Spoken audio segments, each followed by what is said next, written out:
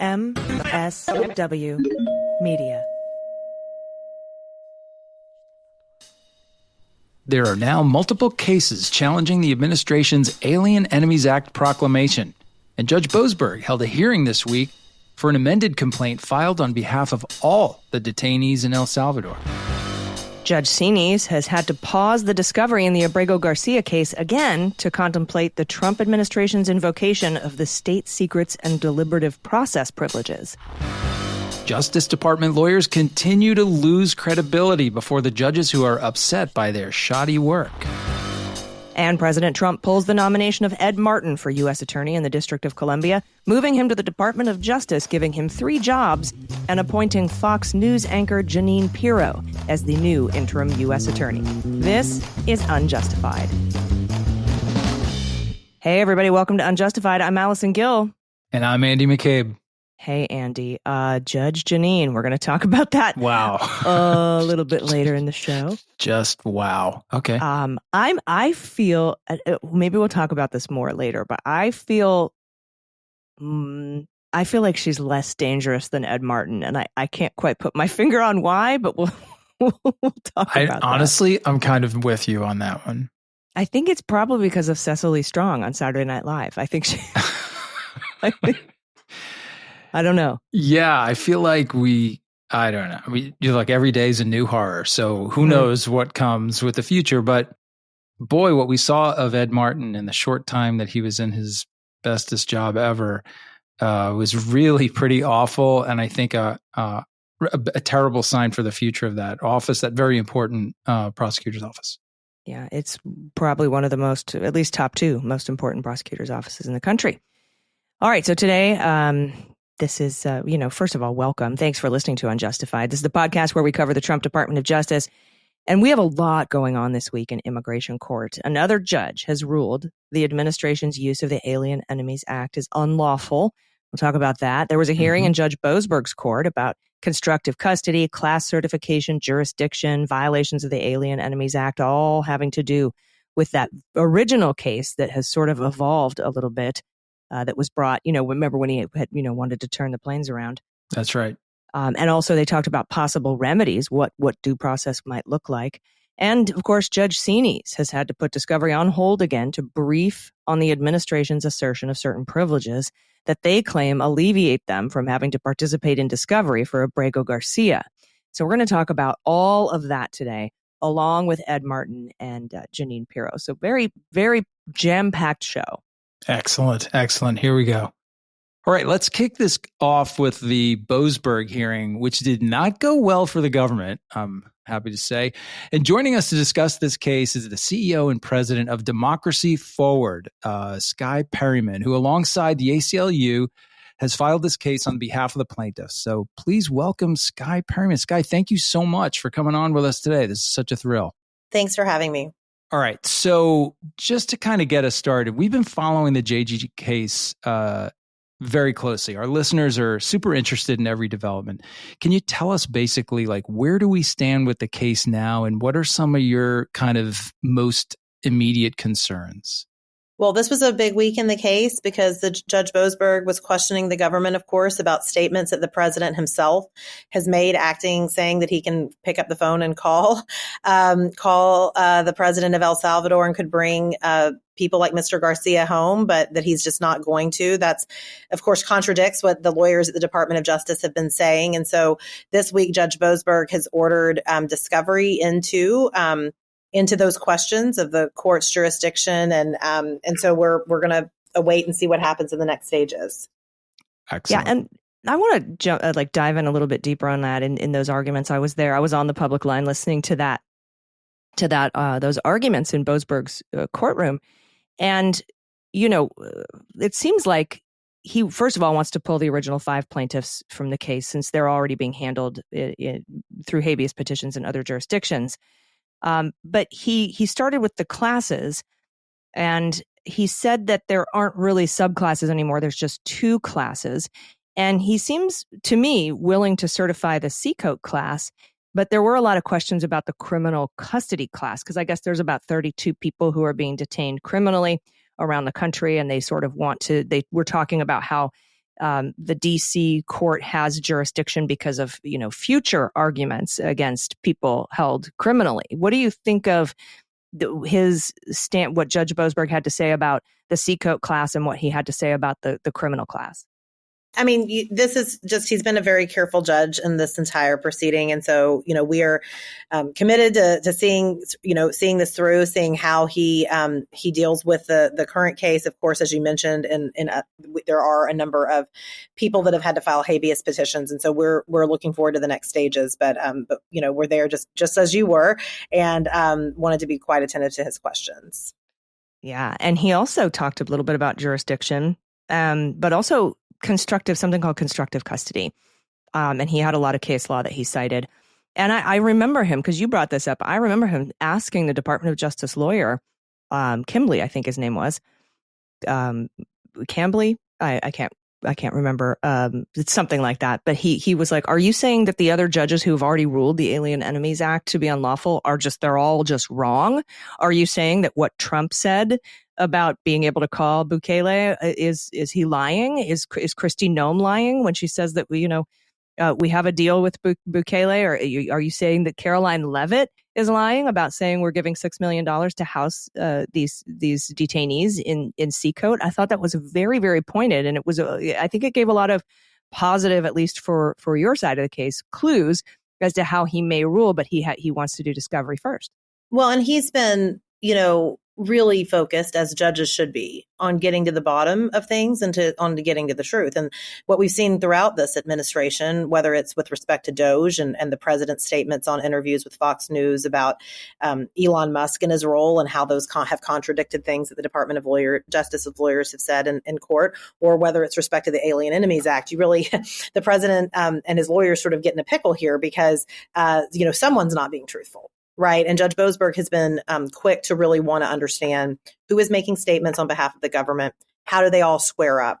And where does that leave us? And so, we are just really committed every single day to making sure that people in this country get process. That is something, of course, that 9 members of the Supreme Court have agreed with. We are comfortable.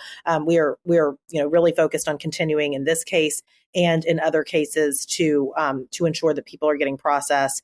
And we've seen judges across the spectrum. I mean, the judge in Texas in the habeas case is a judge that President Trump himself nominated, was confirmed by the Senate, and has even said, as a matter of substance, that the Alien Enemies Act shouldn't apply here because there hasn't been an invasion or a declared war. So, happy to come on and talk about it more, and we've appreciated how much you all have been covering it as well. So, as you kind of look down the road on this particular litigation, what do you think the remedy looks like here? Right. So, if is the administration starting to consider what's a plan B? What do we do if we get a direct order that we can't get, our saviors on the Supreme Court won't bail us out from that one?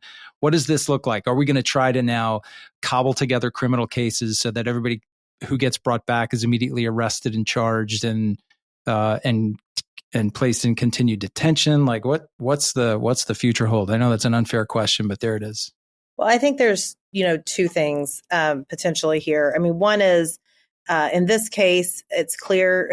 I mean, these people need to be able to come back to the United States. They were removed without process. Many of them remained on planes, even after Judge Boasberg was very clear in his ruling to the government about what needed to happen and that the government needed to comply immediately.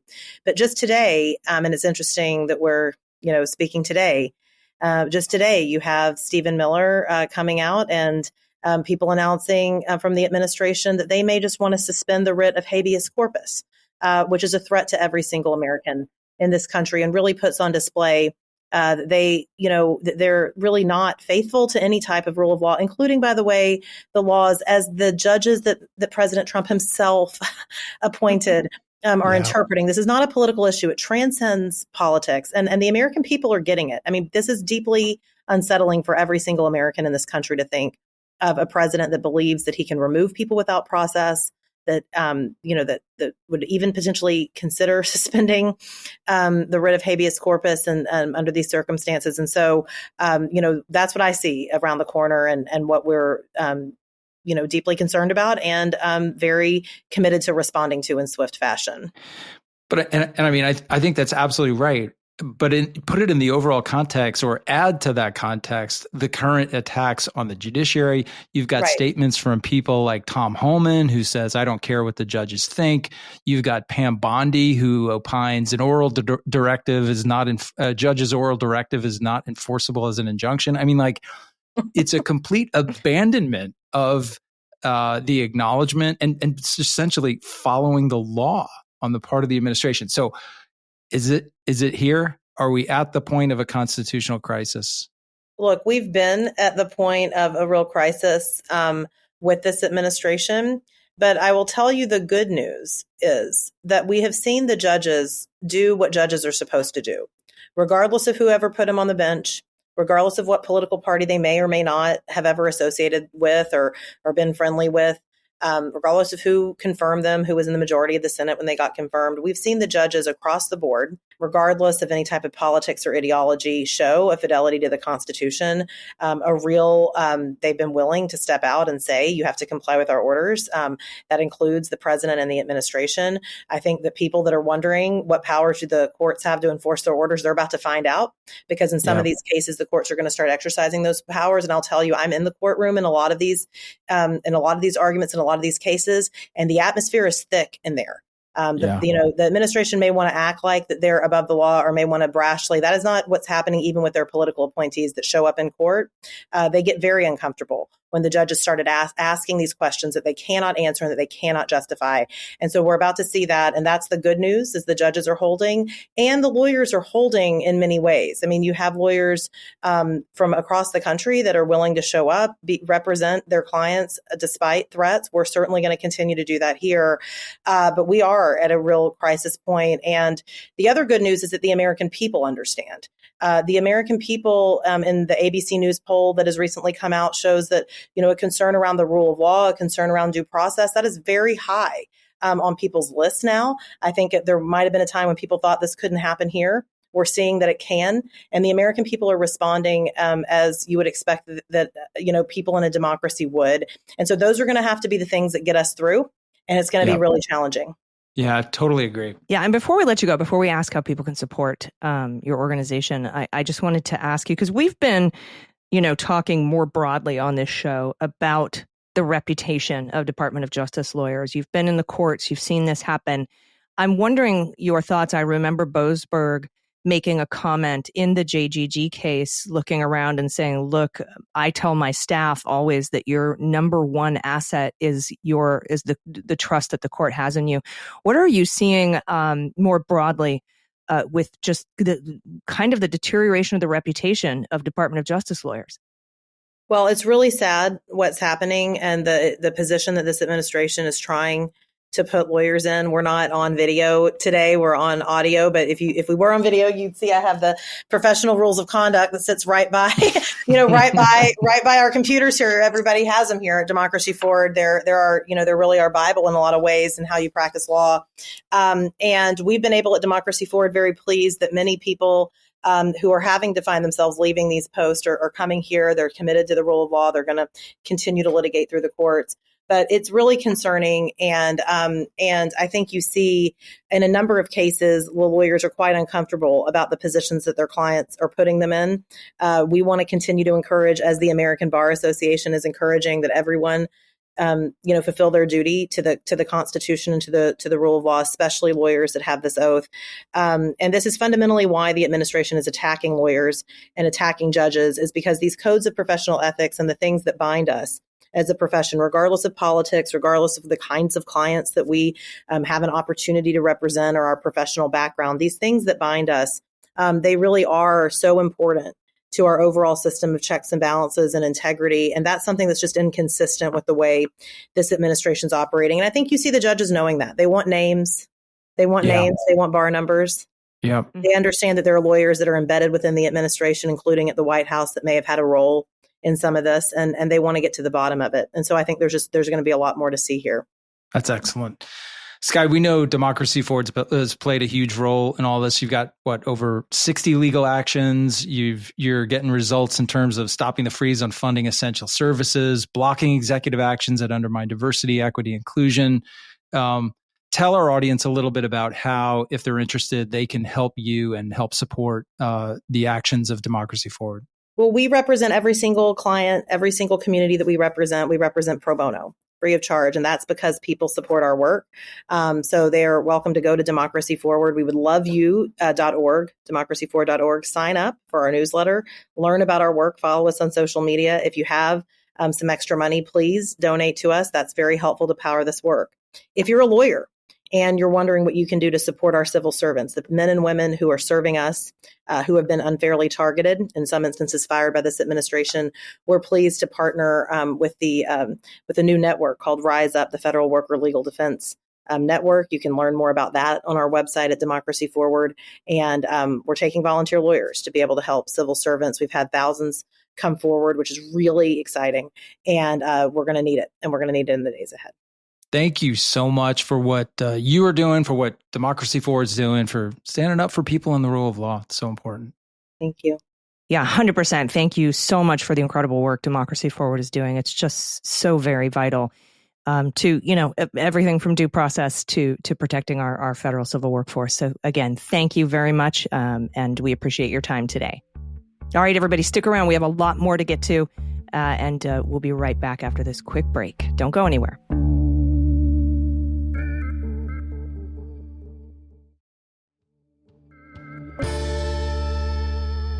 All right, everybody, welcome back. It was so great to talk to Skye Perryman to get a little more insight on what's going on in Judge Boasberg's courtroom and writ large in courtrooms around the country when it comes to the Department of Justice arguing these cases. For sure. Great work being done by Skye and her team over at Democracy Forward.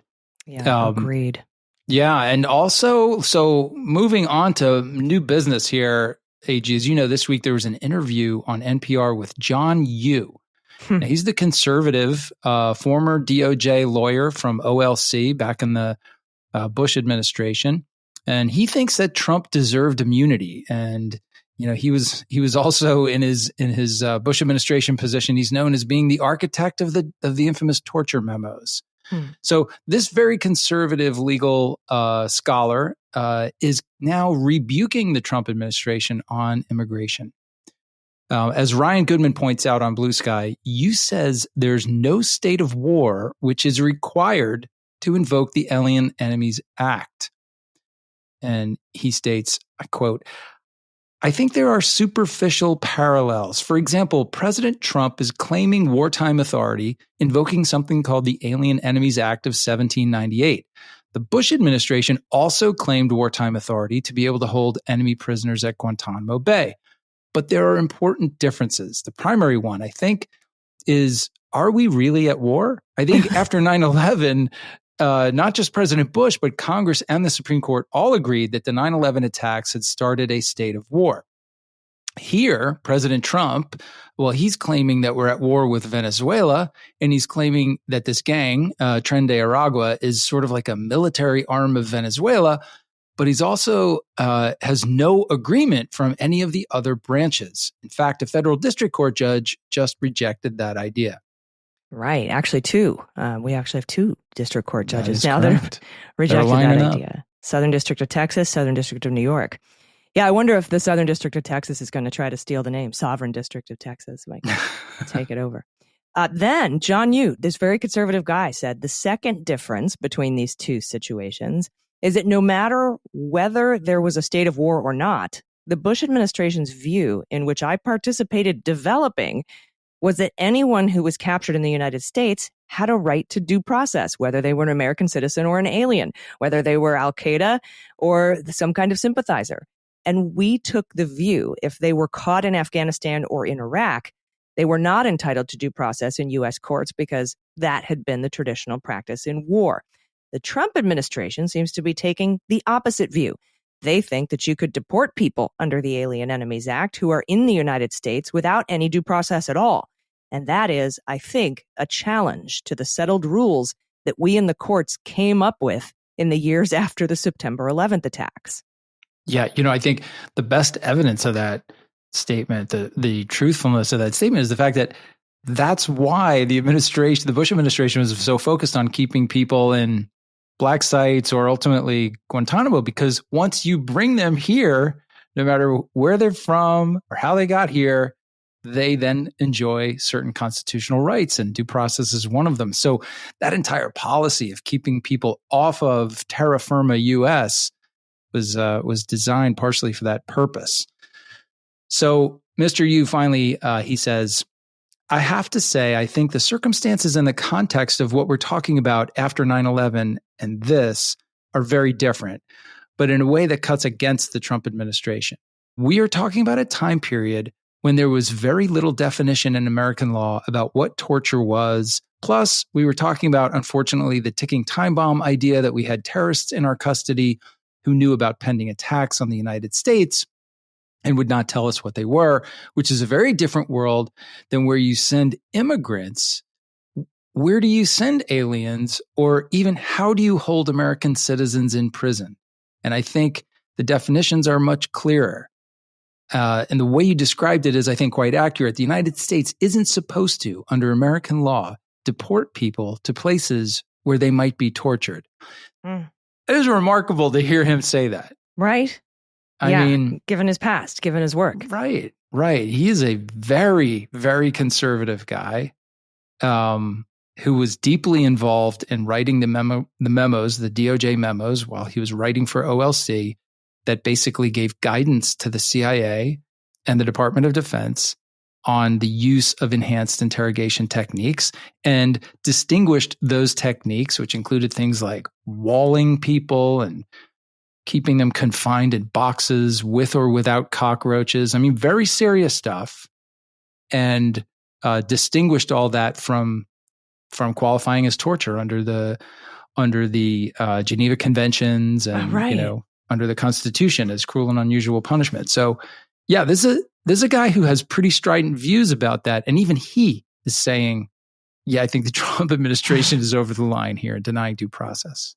Yeah, and I think one of his arguments was, well, individually, these acts of, enhanced interrogation don't rise to the level of torture. And everyone else was like, yeah, but when you stack them up on top of each other, I know the FBI was heavily involved in this, and they were trying to say we have much better interrogation techniques than this.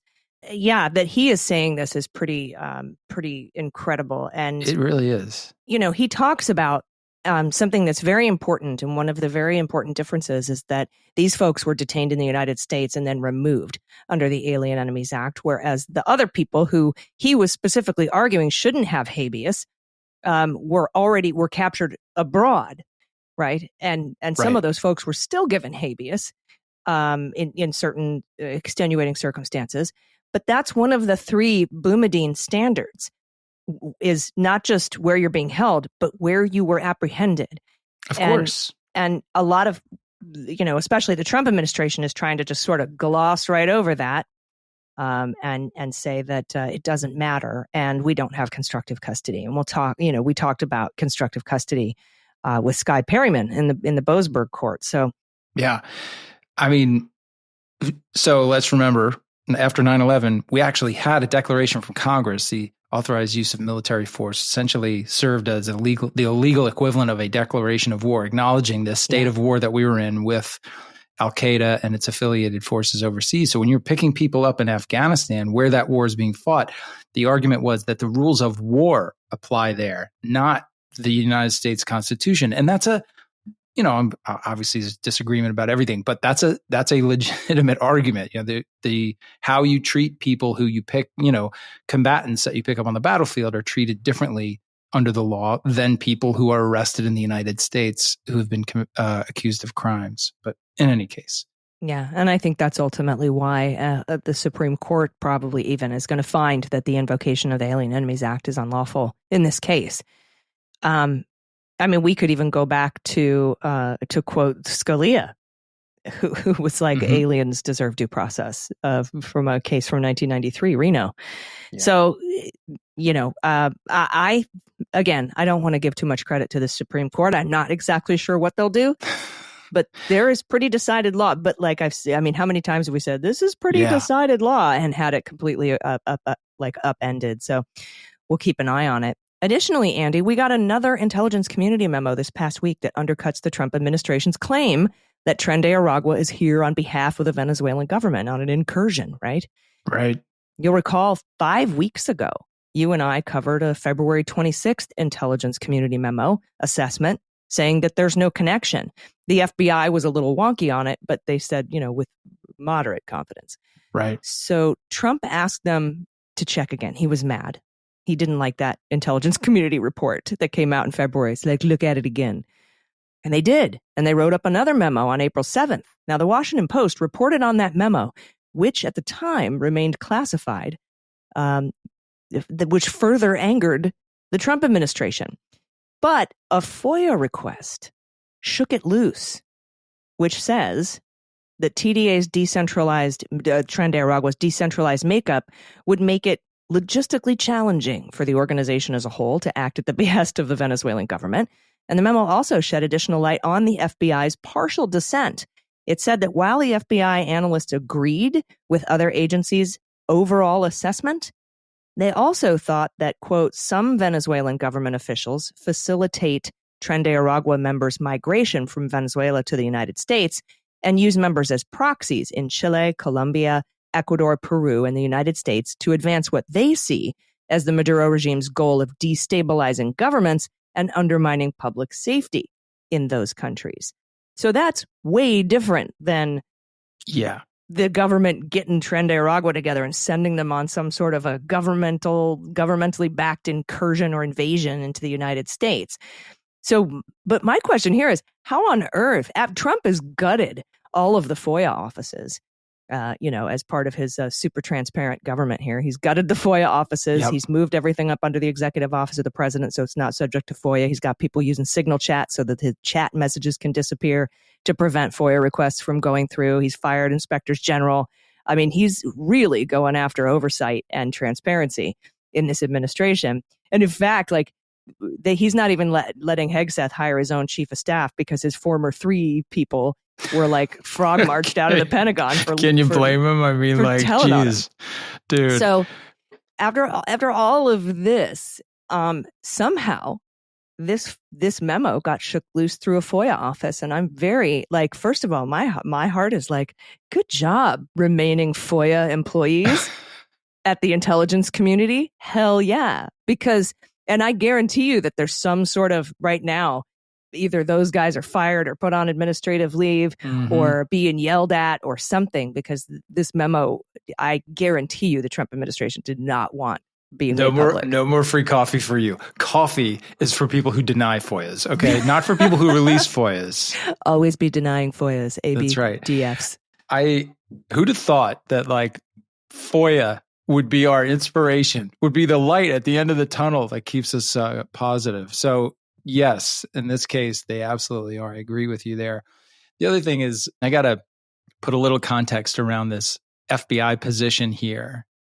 So they're saying they agree with the conclusions, but they wanted to point this out. They believe that some Venezuelan government officials facilitate TDA members' migration from Venezuela and use members as proxies in Chile, Colombia, Ecuador, Peru, and the United States. Okay, so my first question, if this were the analyst presenting this to me before it went out the building, which happened several thousand times when I was working. Oh, wait, so put yourself in a high-level position at the FBI, Andy. Have you ever done anything like that? All right, well, let's put my make-believe hat on, and then we'll just imagine it. I mean, the first thing I would have said to them was okay, so are you telling me if someone among you believes that this fact actually leans toward the use of the statute, are you saying that Chile, Colombia, Ecuador, and Peru are also all being invaded by Venezuela right now? How is this fact contrary or dispositive of your assessment? Where we agree, but one chief of staff of a second in command somewhere in the Maduro regime sent some Tren de Aragua guys to Chile and possibly the United States. to cause problems, or to collect information, or to whatever. What they've described in this little caveat is basically what every government does when they send intelligence operatives into every other government to try to find out what's going on. So I'm not trying to minimize it, but like that still is a far cry from an invasion or an incursion. I mean, come on, guys. Let's get real. Yes. All right. Well, everybody, we have a lot to talk about still. We got to talk about the Abrego Garcia case, which is back on hold for a threshold issue. Like, you remember, Andy, when we really wanted the trial for the January 6th insurrection against Trump to go forward, but there was an interlocutory immunity appeal that had to be decided before the trial happened. I remember that. Yeah, you remember that? You're like, yeah. I'm still crying about it alone at night. We did a whole podcast about that. Yeah. Well, this kind of assertion of certain privileges is also considered a threshold issue, and other things have to be paused. And that's one of the reasons that Judge Xinis has paused the discovery yet again in the Abrego Garcia case. We're going to talk about all of that on the other side of this quick break. Stick around. We'll be right back.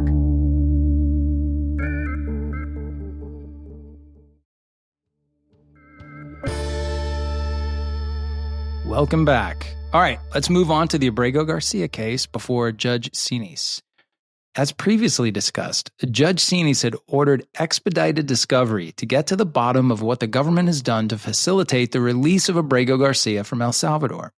In one of the government's filings, they seem to argue that because he was moved from CCOT to another prison, that proves he's in Salvadoran custody and not U.S. custody. What do you want to bet Trump told him to do that, though? Like, it's what's the game with the shells moving around? Three-card Monty. Yeah. Three-card Monty with poor Abrego Garcia. Okay. The government then asked for a week-long delay in discovery to try to facilitate his release. And at the end of that week, they filed another motion to delay under seal, but the judge rejected it and set a new discovery schedule. So now we've learned that the Trump administration is trying to invoke both the state secrets privilege and deliberative process privilege to avoid producing certain information in discovery. Yeah, and I got to laugh at the state secrets privilege. I did a whole write-up on when this was tried. They tried to invoke this in Judge Boasberg's court, and Boasberg is like, yeah, but you shared photos of the tail numbers of the airplanes on social media and then bragged about it and then shared videos. And Marco Rubio, Bukele, Donald Trump, you all reposted this stuff. How is this top secret stuff that could negatively impact national security, but you're putting it out on your social media platform? So the way that Boasberg was sort of just taken aback by the audacity to try to invoke state secrets privilege, I don't think they're going to get very far here. But because it's a threshold issue, she has to go through it. So yeah, there's a process to get to the bottom of it. Yeah. Oh, due process? Okay. So that privilege, kind of. That privilege invocation is a threshold matter, like I said, has to be resolved. So Judge Xinis has ordered briefings on that privilege and the deliberative process privilege, and she set a hearing on the matter for May 16th, 10 a.m. Eastern, in her courtroom. She also said, and no more automatic filing stuff under seal. Now we're going to have to follow the sealing rules locally set here for this district. From now on, you have to ask for permission to file something under seal, and you also have to attach a similarly redacted document that you wouldn't mind being posted publicly. Just these are the rules for generally for having to file something under seal. But because the discovery was so expedited, she's like, just go ahead and file stuff under seal that you need to file under seal. But that's done now.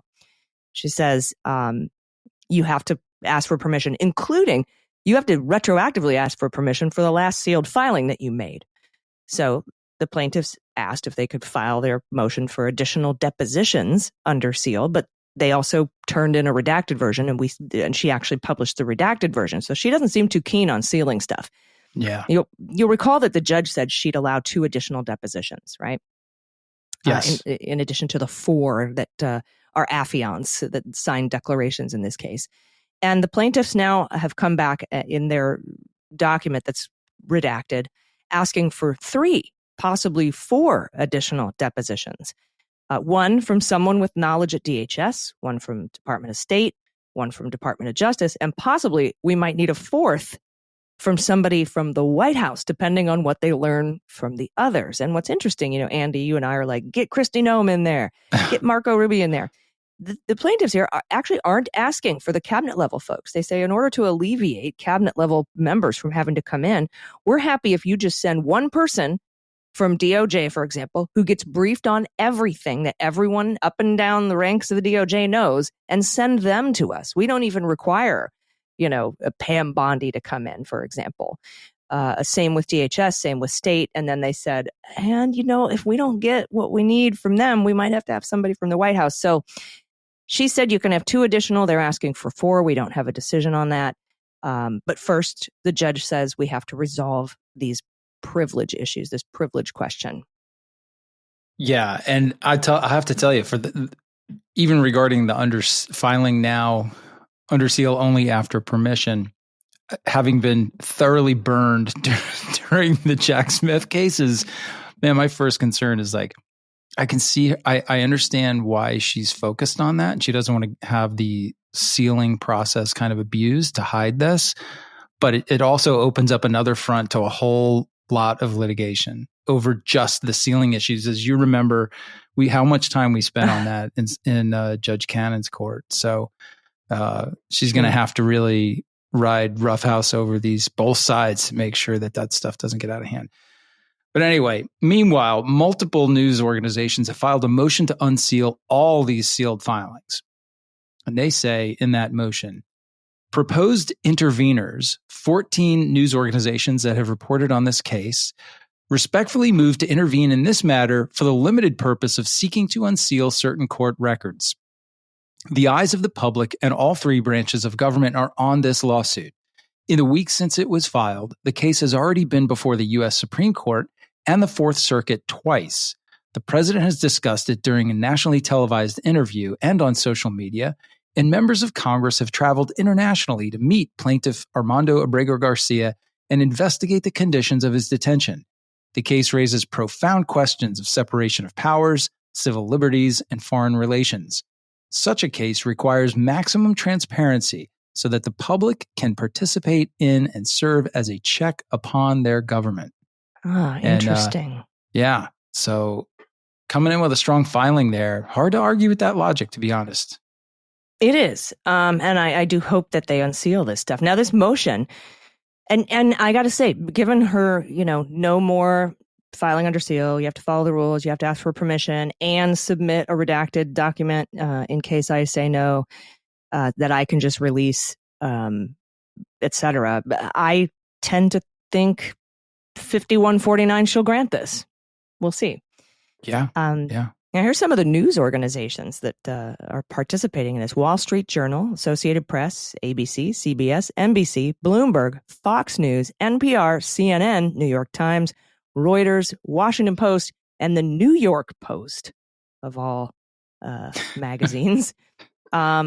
It's interesting. Trying to sit at the cool kids table. What's up? What's up with that? What's you New don't York belong Post here. doing Get on the here, other right? side of the cafeteria. Yeah, but they actually probably have more prominent seats in the White House press room than any of the other news organizations. Absolutely. At this but point. the White House is not the cool kids place anymore. I'm sorry. No, it's not. That's definitely not the back of the bus. So I kind of am curious as to the process here, because the media files for unsealing court documents all the time. Is there like a listserv that somebody hops on and says, "Hey, you guys want to get this unsealed?" And you're like, yes, no, yes, yes, yes, and then you just all sign up. Like, it seems there's got to be, right? Like, I bet there is, or I don't know, maybe Pete Hegseth put them all in a signal chat somewhere. That's likely. Although they lost Mike Waltz, so they're getting way less signal traffic these days. And the Atlantic's not on this list; they're not part of this. I would bet that I don't know, I'm totally guessing here, but the White House Correspondents Association maybe coordinates some of this stuff, at least with respect to White House coverage, because they administer like the pools and who's in the pool and who's outside and all that kind of stuff. It seems like kind of comes in that lane, but I don't know. It is interesting. It's always fascinating to me to see which outlets are moving forward. Sometimes they go solo, sometimes just a few of them. But this is a pretty big group, and I bet you they probably share legal expenses on it as well. Right? Yeah. Like Or that maybe they just have a big old templated thing, so it doesn't really cost that much to file. Yeah. Or they go like rock, paper, scissors. You guys have to write it. No, you write it. I want to join. I want to. How do we get MSW Media on here? You got to get in there, man. New York Post. I mean, come on. Yeah, for real. Totally. So, we'll see how this goes. The next hearing. So everything's kind of on hold until May 16th, which is this Friday. Yep. So we may not have. Well, it's in the morning, so we should be able to report on that hearing on the next episode of Unjustified next Sunday. But I doubt she'll rule from the bench, but we'll see. So we'll have a little more information, but there's not going to be too much activity this week, I think, on the docket as we wait for those filings. May 12th, I know one side's due, and then May 15th, and then they have the hearing. So we might have redacted versions of those unless they get permission to fully file them under seal. So we're going to keep you updated on what's going on this case. Something else pretty amazing happened today, Andy, and this isn't a case that we're necessarily covering here on Unjustified, but there was a hearing where the judge has granted bail for the Tufts University Fulbright scholar student that wrote the op-ed. No kidding. It was a really not a good hearing. And we're going to talk a little bit about the DOJ losing credibility. As it like Trump's poll numbers, it keeps going down week after week. And there are new stories week after week and new judges who are calling the work of the Department of Justice shoddy. But this judge was like, I'm sorry, what? No, she... First of all, shouldn't have been sent to Louisiana. Second of all, she's not a flight risk. She's been held for 6 weeks. She gets bail and doesn't have to check in every day with ICE. Like she can check in once a month if she's still under deportation proceedings, et cetera. But he was not pleased with the Department of Justice, with ICE on this, and ordered her release immediately on bail. So that was a very positive outcome. And during that hearing, the Second Circuit refused to put that other guy back in jail that had been released in, I think it was Virginia. And so just double 1-2 punch. Yeah. To the Department of Justice during that hearing. And so again, we aren't really covering these cases very closely, but I'm so glad that there seems to be a consensus with everyone from, Biden appointed justices down to John Yoo, that these detentions, whether it be for Alien Enemies Act and unlawful removal, or whether it be for speech, because the judge was like, this is a speech issue. You are violating this First Amendment rights. I don't have to touch that. I don't have to decide that here. But, because of the rules of the court, I only have to really look at whether there's, harm to having her detained, and there is. Right. So I don't have to look at that. But it didn't stop him from saying, you are completely basing this on speech and violating First Amendment rights. So it's not going well for the DOJ. Yeah, that's a theme, and we're going to hit that. We're going to hit that in the next section here. Yes, we are. But first, we have to take a quick break. So everybody, stick around. We'll be right back.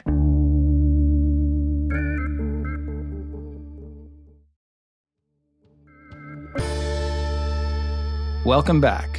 All right, a couple quick stories. This first one really follows on the theme that we were just talking about, because it's about judges calling out the Justice Department for their shoddy, that's SHODDY, work. This one comes from the Washington Post.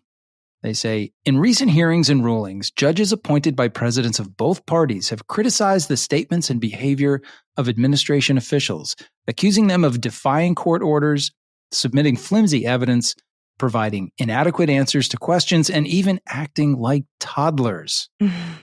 The cases involve lawsuits challenging everything from President Donald Trump's push to increase deportations to his efforts to punish law firms. Most are in the early stages of litigation, but the judicial pushback suggests a break from the goodwill courts have traditionally shown towards assertions by government lawyers. At AG, we've been talking about this for the last 2 weeks. This is a big problem for DOJ long term. Big problem. It is. As Boasberg said, your greatest treasure is your trust that the court has in you. That's right. At a hearing in D.C. last week, this is again from the article, that hearing was about the law firms. U.S. District Judge John Bates seemed unimpressed by some of the Justice Department's lawyers' answers, responding at one point, "Oh, give me a break." U.S. District Judge Beryl Howell was similarly skeptical Friday as she ruled against Trump's actions against a different law firm. And she said those actions were unconstitutional. That's the Perkins-Coie case. Writing the Justice Department lawyer Richard Lawson, quote, when asked, was unable to fill in basic details about the sanctions. That's rough. Yikes. They don't usually go that direct, but that's pretty direct. She started off quoting Shakespeare, and it just went downhill for DOJ from there. Yeesh. In Virginia, a judge scoffed at evidence the government offered in an immigration case in March to claim one couple were members of a violent gang, saying, "I expect more from the government than this kind of very shoddy work." And that was District Judge Leonie M. Brinkema. Hopefully I'm pronouncing that correctly. Let me know if I'm not. Brinkema. That's what Judge Brinkema told the Justice Department lawyer, adding that if this were a criminal case, quote, "I'd throw you out of my chambers." Nice. Ouch. Yeah, that's oof. Yeah. The government then detained the couple in Texas and sought to deport them based on the same set of allegations. U.S. District Judge David Briones in El Paso ordered their immediate release, writing of the government, quote, "This court takes clear offense to respondents wasting judicial resources." Ooh. Which, when U.S. District Judge Colleen Kolar-Catelli in D.C. issued an order in April pausing part of the Trump executive order overhauling voting and election systems, she chided government lawyers for claims in court that she said did not match the facts. Quote, "This exchange does not reflect the diligence the court expects from any litigant," Kolar-Catelli wrote in her opinion, quote, "let alone the United States Department of Justice." That's like an implicit acknowledgement that they always give more deference to the statements of DOJ in court. That might be ending. Yeah. Okay, so they go on to say, since Trump took office, more than 200 lawsuits have been filed challenging his initiatives, and judges have entered more than 100 orders temporarily blocking or pausing those actions. Yeah. Man, that's a lot. And it's going to continue to get worse. And I imagine we will continue to see more pieces on the confidence level that the court has for the Department of Justice going down. As RFK Jr. would say, directly inversely. And, honestly, internally, DOJ is sending the opposite message, right? As they fire attorneys who go into court and tell the truth, but do so in a way that exposes government problems and malfeasance. Like, was it Renuvi? The attorney who went in and... Yeah. I know who you're talking about. Reveni, that's it. Reveni, who admitted that Garcia Abrego had been deported erroneously. You keep firing people who go in and actually provide the truth. The message you're sending to the rest of the crew is, hold the line, sell the talking point, regardless of whether it's true or accurate or anything else. Yeah, and that's why they keep sending the same guy over and over. He's the only one, Drew Ensign, and this Kimbley guy, and Lawson. Like They've only got a handful of people willing to do this to themselves and their own reputations in front of the court. Yeah. And so that's why these, we had that story last week about the DOJ lawyers running back and forth between courtrooms. And the guy's like, I'm supposed to be in Florida, but here I am. Like they only have this handful of guys willing to do that. So I think we'll continue to see that kind of thing. And, now we've got somebody doing 3 jobs at the Department of Justice. Let's talk about that, because Tom Tillis has effectively ended Ed Martin's bid to become the U.S. Attorney for District of Columbia. As a Republican member of the Senate Judiciary, just one vote against someone would basically kill the nomination. And Tillis penned a letter to the White House saying he would not support Ed Martin. Surprisingly, no other Republican senators spoke up against Tom Tillis on this, like John Thune, the Republican leader.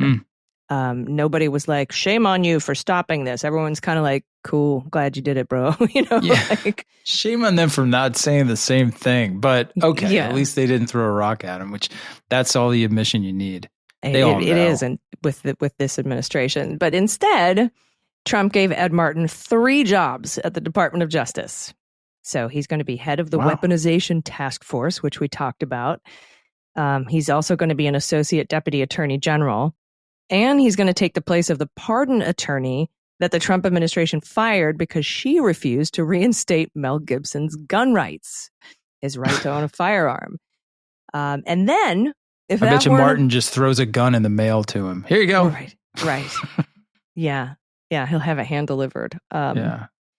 Then Trump nominated Fox News host Jeanine Pirro to become the interim U.S. attorney in D.C., who, like I said, I think is less dangerous than Ed Martin, but still a clown. I think he's just going to have to.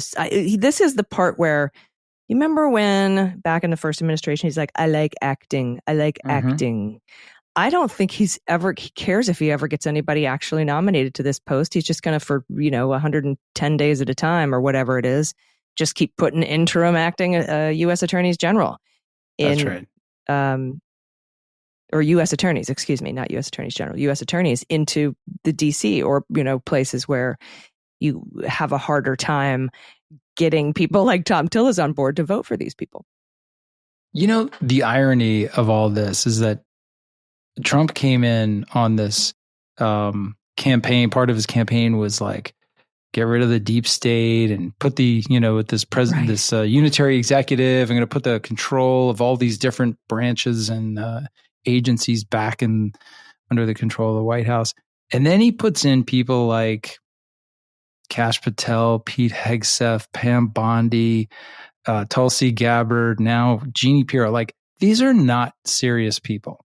Mm-hmm. They don't know what they're doing. They're not prepared for these jobs. And the result is that the people who are there, the professionals, will basically continue running the show. So the end result for him is like less control over the agencies, because is Pete Hegseth really running the Defense Department right now? Like, anyone with knowledge of DOD would have told you they're going to eat him alive. To put your hands around that bureaucracy and wrangle in these multiple sources of power and disparate forces within DOD is like something that requires a master manager and leader. And he's not up to that fight. Jeanine Pirro hasn't been in a courtroom as a prosecutor since like the early 90s, I think. Okay. Like, I mean, good luck. I don't know what she's going to do in there. Well, I think you're right on the less control thing. I mean, otherwise, Tulsi Gabbard would have stopped the FOIA of this intelligence community memo. How did that get out? How did it get out, right? So now they're just plugging leaks here. She doesn't know. She's not worried about the NIC, the National Intelligence Council. I'm like, whatever. Yeah. Well, that's what happens. How about Kash Patel shows up at the budget hearing with no budget request? I mean, no budget. And no understanding of the Constitution and due process. Right. That was embarrassing. And then I think the senator was like, would you please commit to due process? And he's like, sure. Like, you don't even know what that means, do you? Just what a twerp. You are what you say. I'm rubber, you're glue, senator, and whatever you say. You put this in the context of him, like there's all these pictures of him like wearing camouflage and raid jackets and an FBI agent's badge on his belt, hopping in and out of armored Bearcats and stuff. Like, dude, there's plenty of agents that do that. You're not an agent. You're never going to be an agent. But there's no one else that approves the budget. You have to do that part. Okay. That's not nearly as cool. Budgets aren't really cool. I've done them both. I was the SWAT guy and then I was the acting director. I'm telling you, the director part is not nearly as cool or fun, but that's what he got picked for. So like, show up, lead, do the job. Part of it is funding. He doesn't know the job, just like he said. All right, what do we have for listener questions this week? By the way, if you have a question you want to submit to the show, you can do that by clicking on the link in the show notes and filling out that form. So what sort of amazing, wonderful, thoughtful questions do we have from listeners this week, Andy? Yeah, so this one's really interesting. It comes to us from Pamela, and it's actually similar to I got a bunch right along these lines where people were like asking questions about like, what can the courts do to kind of penalize what's happening with sending all of these immigrants to El Salvador? So Pamela says, could a judge rule that no payments can be made to El Salvador until such time that all inmates transported there have been returned to U.S. soil for the due process to which they are entitled, and that only those convicted of crimes by a jury and sentenced by a judge may be imprisoned, and that the government of El Salvador be informed of these conditions immediately? So it's an interesting question. I'm afraid the answer is no, because that's not actually a remedy available to the courts. Like, they can only rule on the litigants who are before them. So they can't kind of like reach out to the side and say, none of those congressionally appropriated funds can now go to, El Salvador if there were any. So that's Congress can, but Congress can. That was where I was going with this. Mm-hmm. Like, the judge can't do it, but you know what? Congress could get themselves together and pass a law, just like they did when they were mad about the fact that the Obama administration wanted to bring some of the Gitmo detainees to the United States to face charges for the crimes they committed against Americans. They passed a law that said it's now illegal for the administration to use any federal money for the purpose of bringing those detainees here. That essentially eliminated the prospect of that. So they could do that here. They could bar the administration from spending any money to send immigrants to El Salvador if they wish to do so. But the chances of that are about zero. Exactly zero, in fact. Yeah. It's a nice thought. But just like the executive branch can't claw back $20 billion in climate spending that's appropriated by Congress, or just like OPM is not supposed to stop funds from being sent to Ukraine because that's appropriated. The courts also don't have that power. Yes. But I wish they did. Yeah, it would be good. It would be good. Yeah. All right. So I got one more for you. And I picked this one because I thought it was really interesting. It's kind of funny, but also there's like an undeniable, like common sense to it. So this one comes to us from Gary. And Gary says, so if Venezuela is behind the, quote, invasion by Tren de Aragua, why isn't Donald Trump threatening them? He's such a tough guy with the might of the U.S. military behind him. And instead of forcing Venezuela to withdraw their people, he's making us pay for their incarceration in El Salvador. So it's all BS. Has he even made a phone call to the Venezuelan president? Well, I doubt that he has, but I don't know the answer. You know what? I think, Gary, he has made one phone call to Bukele to tell him, hey, I'm going to ask you to release Abrego Garcia, and you're going to tell me no. And then, but he's asking, did he make a call to Maduro in Venezuela? To Venezuela. And I think it's such a great idea because, seriously, if we were actually being invaded by a group of people sponsored by the government of Venezuela, don't you think we'd be lobbing $1 billion worth of ordnance into Caracas right now? I mean, are you kidding me? If we were under an invasion from Venezuela, not known to have the strongest military in the world, I'll add, that would last for 5 minutes before the military would put that down. So ask yourself, does this look like an invasion to you? It's a really good point. He's basically saying we are being invaded by Venezuela. Yes, that's exactly what they're saying in court to justify this use of the Alien Enemies Act. Well, if that's the case, why is the only response to the invasion flights to El Salvador? Oh, we certainly don't have to amp up our war fighting stuff. Right? We certainly don't need $1 trillion budget for the Department of Defense if we're going to handle incursions onto U.S. soil by foreign governments in an act of war by just sending them to a prison in a different country. Their complete lack of action, and I would even say interaction with Venezuela, is evidence of the fact that we're not actually being invaded or threatened by them in any way. What a great question, Gary. Yeah. It's kind of rhetorical. Gary. We're just with you. Yeah, I'd never thought of it that way before, but it's very appealing. So I appreciate that, Gary. All right. Thank you so much for your questions. If you have a question, please send it to us by clicking on that link in the show notes and filling out the form. We'll see if we can answer them on the air. And again, thank you so much to Skye Perryman and Democracy Forward for their very incredible work, on due process rights. Stephen Miller was at the front of the White House today discussing the fact that the White House is weighing suspending habeas corpus. And that was my big fear. Like right after the election, I was like, oh, he's going to come after everybody. He's going to call us all alien combatants or terrorists. Yeah. He'll designate us as a domestic terror group. And then, but at least I get due process. But then what if he suspends habeas corpus? And I've been positing that, thinking myself a little bit tinfoil hatty for doing so. And then here is Nosferatu on the White House lawn saying that they are actually pondering suspending habeas corpus. Yeah, it's truly crazy days, really concerning. And, the right way to think about it is to stay engaged.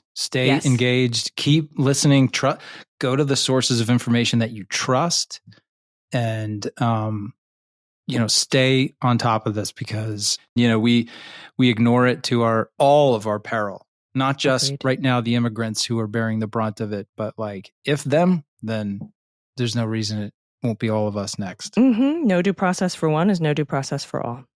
That's right. All right, everybody. Thanks so much again. Thanks to Skye Perryman and Democracy Forward. We will see you next week on Unjustified. I've been Allison Gill. And I'm Andy McCabe. Unjustified is written and executive produced by Allison Gill, with additional research and analysis by Andrew McCabe. Sound design and editing is by Molly Hockey, with art and web design by Joel Reeder at Moxie Design Studios. The theme music for Unjustified is written and performed by Ben Folds, and the show is a proud member of the MSW Media Network, a collection of creator-owned independent podcasts dedicated to news, politics, and justice. For more information, please visit mswmedia.com.